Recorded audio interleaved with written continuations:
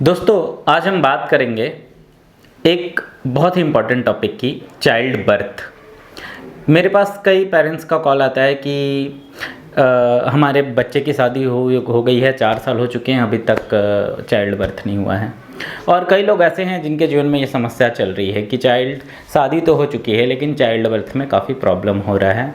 और कईयों के 6 साल हो चुके हैं, 7 साल हो चुके हैं। बेसिकली क्या है कि एस्ट्रोलॉजी में कुछ कॉम्बिनेशंस हैं, जिन कॉम्बिनेशंस के कारण आपके साथ ऐसी समस्याएं आ सकती हैं। और मैं आपको ये एडवाइस करूंगा कि आप किसी एस्ट्रोलॉजर से मिलें, वो ज़रूर आपको वो ईयर कैलकुलेट करके बता देंगे जिस साल आपका चाइल्ड बर्थ होना है। इसमें इंपॉर्टेंट चीज़ ये है दोस्तों कि ये डेस्टिनी पे डिपेंड करता है कि आप कब माँ बाप बन पाओगे, मतलब पिता बनने का सुख आपको कब मिलेगा। व्यक्तिगत रूप से अगर देखा जाए तो कई लोग काफ़ी कुछ मेडिकल ट्रीटमेंट कराते हैं, उसके बाद भी उनके साथ ये प्रॉब्लम बनी रहती है। तो इम्पॉर्टेंट पॉइंट ये है कि आप अगर इस तरीके का कोई प्रॉब्लम आपके साथ चल रहा है तो किसी अच्छे एस्ट्रोलॉजर्स के पास, जिसने एस्ट्रोलॉजी में रिसर्च किया हुआ है, उनसे आप मिलिए, उनसे डिस्कस कीजिए। वो आपको काफ़ी कुछ एडवाइस कर पाएंगे और मे बी वो कैलकुलेट करके आपको वो साल बताते जिस साल आपका चाइल्ड बर्थ होगा। इसमें एक और पॉइंट है, अगर कुछ लोगों के को ये भी क्वेश्चन होता है कि मैं चाइल्ड बर्थ के लिए कब जाऊँ, कौन सा ईयर मेरे लिए अच्छा रहेगा, उसके लिए भी आप एस्ट्रोलॉजर से मिल सकते हैं। अभी यहाँ पर अगर हम ज्योतिष की बात करें तो 5th हाउस जो होता है वो चाइल्ड का होता है, फर्स्ट चाइल्ड का होता है। इसको पूर्व पुण्य का भाव भी कहते हैं। और 5th हाउस अगर अच्छा है, 5th लॉर्ड अच्छा है और 5th हाउस से ट्रांजिट में गुरु का संबंध बन रहा है, ये 3 चीज़ें, या 5th लॉर्ड से ट्रांजिट में गुरु का संबंध बन रहा है, तो ये कुछ छोटी छोटी चीज़ें हैं जो इंडिकेट करती हैं कि आपको मैरिज होने के बाद चाइल्ड बर्थ का एक अच्छा अवसर प्राप्त हो रहा है। सबसे इम्पॉर्टेंट पॉइंट है, जब भी आप किसी कुंडली में चाइल्ड बर्थ का एनालिसिस करने जाएं या कोई व्यक्ति ये देखना चाहता है कि मेरी कुंडली में चाइल्ड बर्थ का योग कौन से ईयर में आने वाला है, तो आप डबल ट्रांजिट इम्पैक्ट सैटर्न और गुरु का देखिए। जब भी शनि और गुरु 5th हाउस या 5th लॉर्ड पर एक साथ दृष्टि डालेंगे, 5th हाउस पे या 5th लॉर्ड पे, और मैरिज हो चुकी हैं, शनि और गुरु की दृष्टि 5th हाउस या 5th लॉर्ड पे चल रही है और जो महादशा और अंतरदशा है वो फेवर कर रही है, चाइल्ड बर्थ के लिए कुछ ना कुछ इंडिकेशन दे रही है। कहीं ना कहीं महादशा और अंतरदशा का जो लिंक है वो भी 5th लॉर्ड या 5th हाउस से बना हुआ है या गुरु से बना हुआ है, पुत्र कारक से बना हुआ है। तो आप ये समझ लीजिए कि चाइल्ड बर्थ हो सकता है। चाइल्ड बर्थ के लिए एस्ट्रोलॉजी में सबसे इंपॉर्टेंट चीज़ ये है कि 5th हाउस में अगर आपको अष्टावर्ग में 15-16 पॉइंट दिख रहे हैं या 5th हाउस में आपको नेगेटिव दृष्टियां दिख रही हैं, शनि की दृष्टि है, तीसरी दृष्टि है, शनि पीड़ित है, गुरु पीड़ित है, 5th हाउस का कारक पीड़ित है, 5th लॉर्ड पीड़ित है, और 5th हाउस में जो ग्रह बैठे हुए हैं वो 5th हाउस को अगर खराब कर रहे हैं, तो ऐसे कंडीशन में ऐसा होता है कि कुंडली में आपको ये नज़र आएगा कि शादी तो हो गई है लेकिन चाइल्ड नहीं हो पा रहा है, बच्चा जन्म होने में लेट हो रहा है, पिता या माता का सुख आपको प्राप्त नहीं हो पा रहा है। तो ये कोई विशेष कॉम्बिनेशन नहीं है इसके लिए कि ऐसा कुछ कॉम्बिनेशन है जिससे हम बोल दें कि चाइल्ड होगा या नहीं होगा। ओवरऑल आपको पूरे चार्ट का एनालिसिस करना पड़ेगा। अच्छा चार्ट है, जैसे चार्ट अगर प्रॉमिस कर रहा है कि बर्थ होना है, चाइल्ड बर्थ होना है, तो प्रॉमिस को हम चेक करेंगे। प्रॉमिस चेक करने के बाद सीधे सीधे हम दशा और अंतरदशा देखेंगे कि क्या दशा और अंतरदशा हमारे चार्ट में चाइल्ड बर्थ का टाइम इंडिकेट कर रही है। और अगर दशा और अंतरदशा आप चर दशा भी देख विषुवंतरी दशा के साथ आप एक बार चर दशा को भी इंटरलिंक कीजिएगा। चर दशा मैं ऑलवेज ये बोलता हूँ कि पराशर पद्धति से अगर आप किसी चीज़ को कैलकुलेट करके कुछ कंक्लूड कर रहे हैं तो जैमिनी से भी उसको इंटरलिंक करें। पुत्र कारक का जो रोल है जैमिनी में वो चाइल्ड बर्थ के लिए है। जैसे हमारा 5th लॉर्ड आपका पराशर पद्धति में चाइल्ड बर्थ के लिए होता है, जस्ट लाइक जैमिनी सिस्टम में पुत्र कारक होता है। तो आपको चर दशा और विषुवंतरी दशा दोनों को इंटरलिंक करके देखना है कि क्या, फर्स्टली आप देखो क्या बर्थ चार्ट में प्रॉमिस है चाइल्ड बर्थ का, यस या नो। प्रॉमिस कैसे पता चलेगा?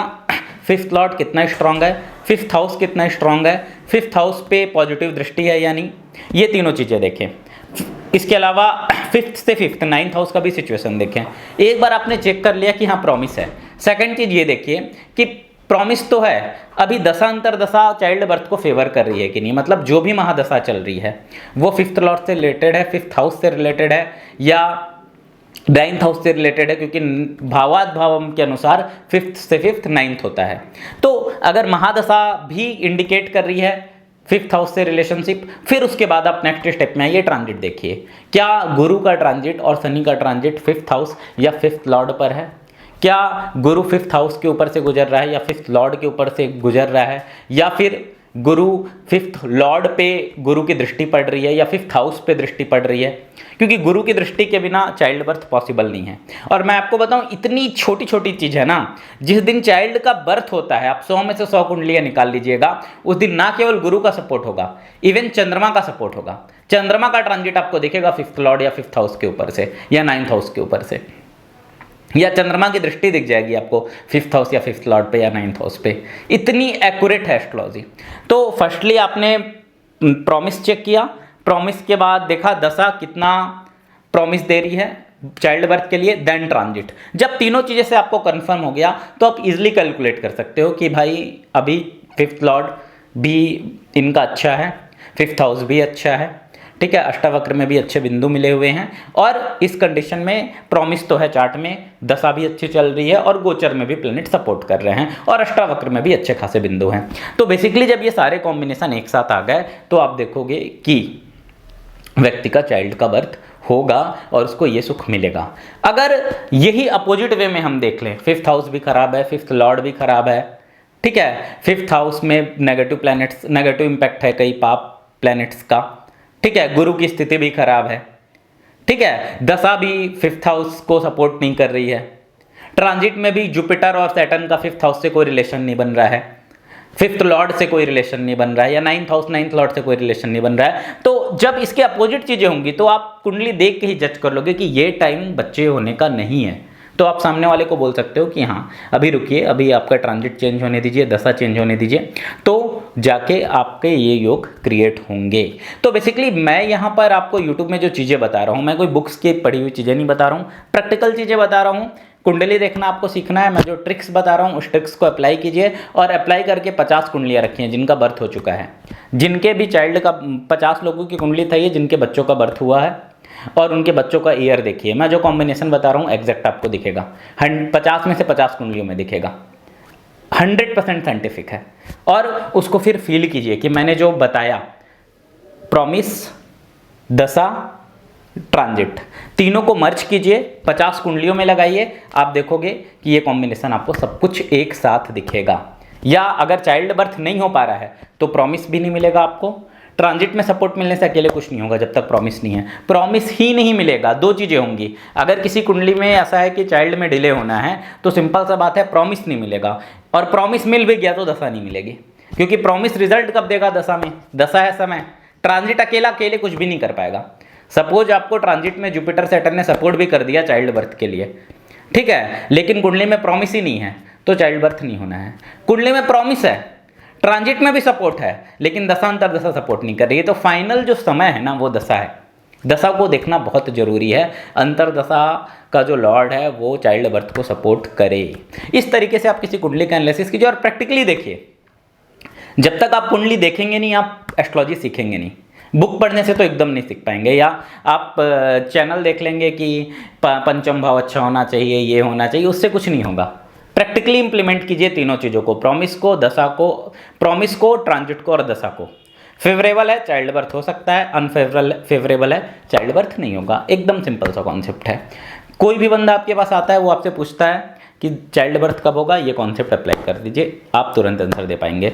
बेसिकली मैं एक एडवाइस देना चाहता हूँ, जिनके चार्ट में चाइल्ड बर्थ से रिलेटेड प्रॉब्लम है उनको गरीब बच्चों का पालन पोषण करना चाहिए, अनाथ आश्रम में जाके काफ़ी फ्रूट्स, फल ये सब देना चाहिए, और जितना ज़्यादा से ज़्यादा वो गरीब बच्चों का पालन पोषण करेंगे अगर, और भगवान पे आस्था रखेंगे, गोपाल सहस्त्र नाम का पाठ करेंगे, उनके लिए उतना ही अच्छा होगा। तो बेसिकली अगर आपको चाइल्ड बर्थ में दिक्कत जा रहा है तो ये चीज़ तो आप ज़रूर करें, गोपाल सहस्त्र नाम का पाठ पढ़ें और गरीब बच्चों के आश्रम में जाके खूब सेवा करें। इससे आपके बुरे कार्मिक जो बंधन है वो खुलेंगे। इसके अलावा आप अपने एस्ट्रोलॉजर से कंसल्ट कर सकते हैं। किसी को प्रॉब्लम है तो आप मेरा वीडियो शेयर कीजिए, मैं उनको कंसल्टेंसी दे सकता हूँ। धन्यवाद।